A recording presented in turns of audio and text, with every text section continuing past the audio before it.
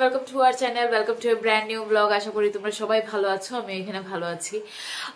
সকাল হয়ে গেছে, বাইরে এত অন্ধকার যে সব রুমে লাইট জ্বালিয়ে জ্বালিয়ে কাজ করতে হচ্ছে। এইটাতে ওর কিছু প্রবলেম থাকে না, ও ম্যানেজ করে নে। ঘুমে অল্প ওর ডিস্টারবেন্স হতো আগে, বাট এখন হ্যাবিট হয়ে গেছে, ওর আর ডিস্টারবেন্স হয় না। আমি লাইট জ্বালিয়ে জ্বালিয়ে কাজ করতে পারি, নো ইস্যু। আর বাইরে এত ঠান্ডা, আর সেই না সোয়েটার টোয়েটার পরে না আমার কাজ করতে একদমই ভালো লাগে না। গরম হাউস কোট আছে, বাট স্টিল ওইটা পরে কাজ করতে না ভীষণ অসুবিধা হয়, তাই আমি অ্যাভয়েড করি ঘরের সোয়েটার পরা সকাল সকাল। যাই হোক, তো এখন ফটাফট সবকিছু কাজ টাজ করে আর রেডি হয়ে চলে যাব স্কুলে। তো চলো আজকের দিনটা শুরু করি। যে মা কাজ। A few moments later.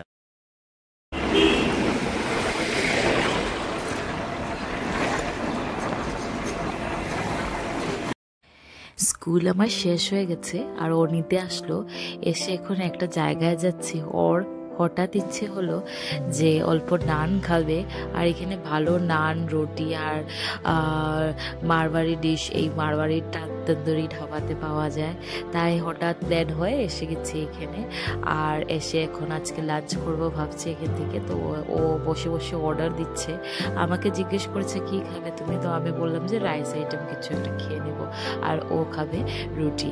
আমরা সবসময় এরকম করি, কিন্তু আজকে আমার ডিসিশনটা ভীষণ খারাপ ছিল রাইস আইটেম নেওয়ার। কেন কি আমি যা নিয়েছিলাম সেটার সাথে কিচ্ছু যাচ্ছিল না।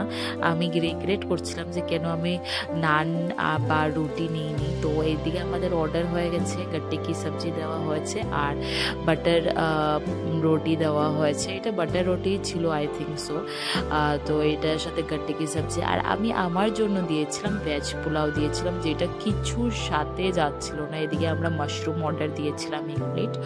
আর এই বাটার রুটির সাথে মাশরুম গাট্টি কি সবজি সব কিছু ভালো যাচ্ছিল, বাট আমি যেটা ডিসিশন নিয়েছি ভেজ পোলাও, সেটা কিছুর সাথে যাচ্ছিল না। অ্যান্ড আমি এত আমার উপর রাগ উঠছিল যে আমি কেন এই অর্ডারটা দিলাম ভেজ পোলাওয়ের।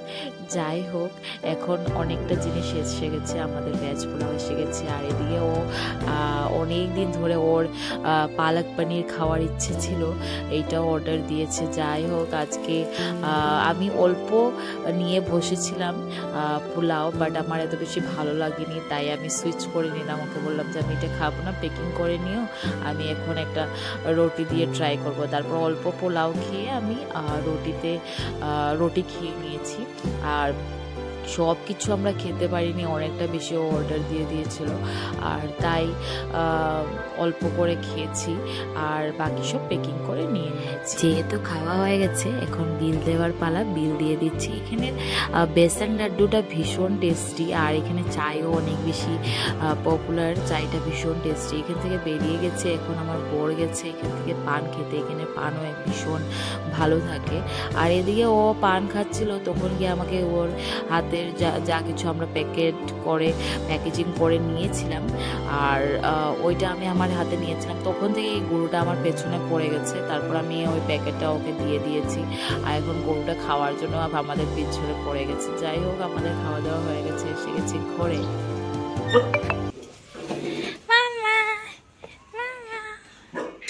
ওয়েট করতেছে কখন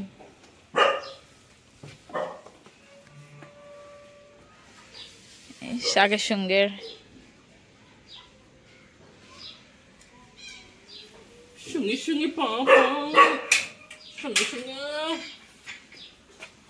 এটা খেয়ে এরা ইয়েরও আদর দিয়ে দিছে তো ক্যামেরারে। A few moments later. বাজে এখন 6:30 আর রেডি হয়ে গেছি, যাচ্ছি অল্প বিবেকানন্দ রোড। পাপা কাল চলে যাবে, আর ছুটি শেষ হয়ে গেছে, আবার মণিপুর চলে যাবে, তাই অল্প দেখা করে আসছি। আর এদিকেও দোকানে চলে যাবে, আমাকে ড্রপ করে, আর তারপর আসার সময় নিয়ে আসবে। রেডি হয়ে গেছে, আর বাইরে অল্প অল্প হালকা হালকা ঠান্ডা থাই পাচ্ছি, অল্প হালকা শ্রাক্স পরে নেব, পরে বের হবো। ঠিক আছে, চলো যাই এখন।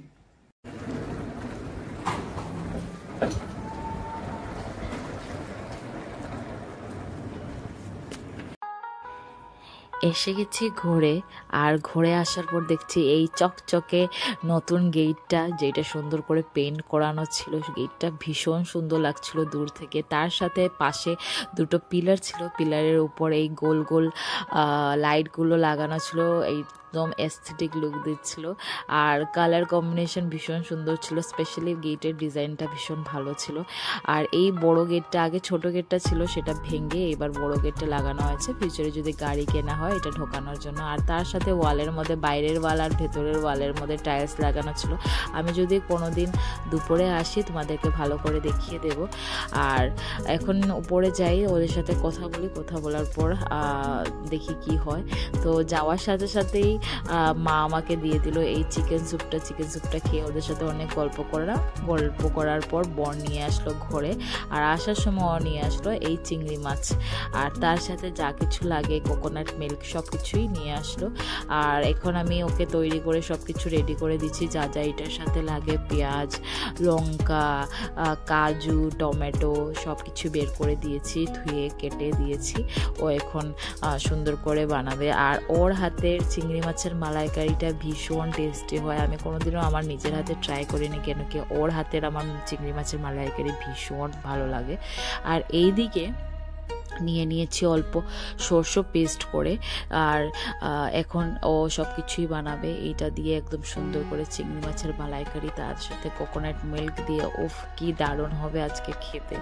আর আমার বেশি খিদে ছিল না, কেন কি আমি অলরেডি চিকেন স্যুপ খেয়ে এসেছিলাম, বাট চিংড়ি মাছের মালাইকারি বলে কথা, আমি কি করে এটা স্কিপ করবো। আর এদিকে সব কিছু পেস্ট করে নিয়েছি, যেগুলো কেটে দিয়েছিলাম, পেঁয়াজ, টমেটো, লঙ্কা, কাজু সব একসাথেই পেস্ট করা হয়েছে। পেঁয়াজটা আলাদাভাবে পেস্ট করা হয়েছে, আর বাকি সবগুলো আলাদাভাবে পেস্ট করা হয়েছে। এখন বর দাঁড়িয়ে দাঁড়িয়ে কাটছে এই চিংড়ি মাছগুলো। আমি চিংড়ি মাছ কাটতে পারি না, তো তাই ও কেটে আর ধুয়ে সব কিছু ম্যারিনেট করে এই মাছগুলো রেখেছে। আর এখন মাছটাকে ফ্রাই করে নিচ্ছে, আর তারপর বাকি পদ্ধতিগুলো করবে। মাছগুলো ফ্রাই করার পর এইটার মধ্যে সব কিছু মশলা দিয়ে, সরষে দিয়ে আর কোকোনাট মিল্ক দিয়ে বাকি সব কিছু যা করতে লাগে করবে। এইটার ফুল ভিডিও আমাদের আরেকটা ব্লগ আছে, সেটার মধ্যে আমাদের চিংড়ি মাছের মালাইকারির রেসিপি পুরোটাই আছে। তোমরা যদি চাও তাহলে ওইখান থেকে দেখতে পারো। আজকে কিছু পুরো ফুল রেসিপিটা আমি বলছি না। আর এইটা ট্রাই করে দেখবে, ভীষণ টেস্টি লাগে। তো আজকের ভিডিও এইটুকুই। যদি কিছু ভালো লেগে থাকে then do like, share and subscribe to our channel. আর অবশ্যই কমেন্ট করবে, তোমাদের কমেন্ট পড়তে ভীষণ ভালো লাগে। Stay blessed, stay happy and stay fit. By.